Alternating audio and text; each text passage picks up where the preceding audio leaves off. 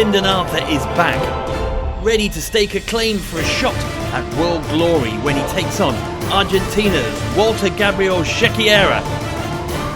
Part of a huge night of action on Saturday, September the 17th. It's live and free on Channel 5. This is Charlie Parsons for Boxing Social in association with Betfred. I'm delighted to be joined here in London, Bethnal Green, York Hall. Josh Buatsi. Josh, first things first, how's things, brother? Not bad, man. How you keeping? Yeah, good, bro, good. Look, we got to talk about the amount of light heavyweights here tonight.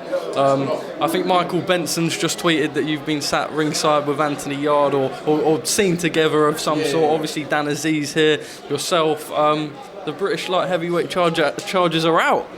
We're out tonight, man, and guess what? We're all from London. I know. Spider's missing, Lyndon Arthur, Shakan. There's a whole top 10 list that I'm not gonna name, but we get the drift, man. There's a lot of us. Obviously, a lot of talk since your fight with Spider about yourself, and I know Eddie Hearn spoke about the fight with Anthony Yarde for a long time. We've seen you rubbing shoulders here tonight. Is that still a possibility? Of course it is, man. I see Yarde and I said, man, we need to fight. Like, let's get it on. There's a lot of talking, there's all of this, but I said, man, let's fight, bro. Like, let's make it happen. You know, but it's never that straightforward, but it should be, man. Bro, like, I'm trying to fight these guys. Like, let's fight. Let's fight. There's loads of us. It's not like there's just one person. Let's fight, bro. Let's fight. For you, post-COVID era has been outstanding. We always knew how good you were. I think I saw you back in 2018 at the weigh-in for, it must have been Dillian White and Derek Chisora, the rematch. Come on, leaps and bounds. We always knew that you had the amateur pedigree, but you stepped up. We've seen just how good just business is.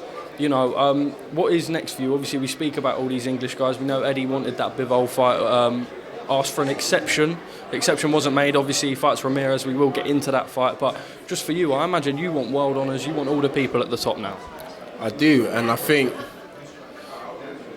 what I do know is that at the light heavyweight division, the belts are a bit tied up.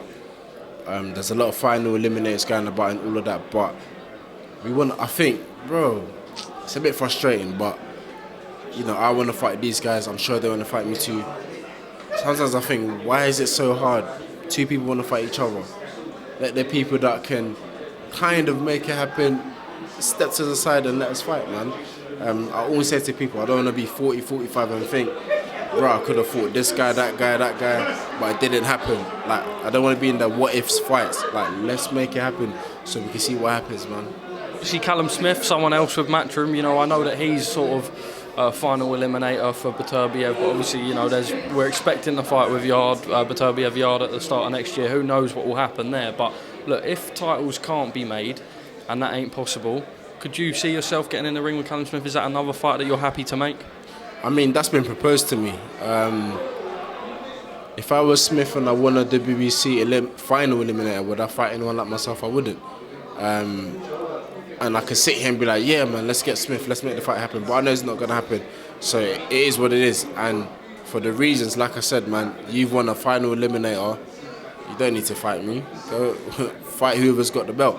So, yeah, it's one of them ones. I don't want to take up too much of your time. I appreciate you doing the interview. I know it's going to be a busy night for you running back and forth in a venue like York Hall. Everyone's going to be asking for photos. But look, I've got to ask you, Tyson Fury, Anthony Joshua, it's all the talk at the minute. For years it looked like it maybe wouldn't happen. We're now in a position where, again, it might happen. Obviously 258, your management company, have put out the post saying, look, you know, we've accepted all the terms. Eddie's come out and said, look, we tried negotiation. They said take it or leave it. Joshua wants the fight. Do we see this fight on the 3rd of December at Principality Stadium? My man, how would No, not saying that you would know, but you're sort of, I'm going around just an instinct feeling now because it's been so... It's going to happen. Well, if AJ signed his part and Fury signed his part, then it should. But I couldn't tell you what's going to happen, bro. Come on, like, Fury's the hardest guy to say what he's going to do. And I'm not AJ, I'm not Fury, bro. Like, I have no clue, bro. As much as you know, my man, that's what I know. So if it happens, I'll make sure I'm there or I'll make sure I'm watching it, bro. Just finally from me, obviously, you know, the light heavyweight division on fire.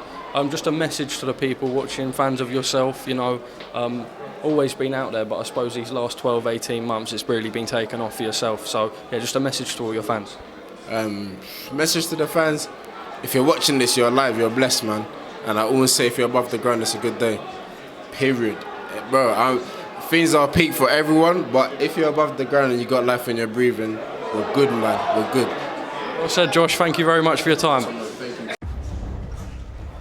This September, bad blood will be settled. This is more than personal. The long-awaited trilogy. There's real bad blood here. Canelo versus Triple G. September 17th, live on DAZN pay-per-view. Visit DAZN.com.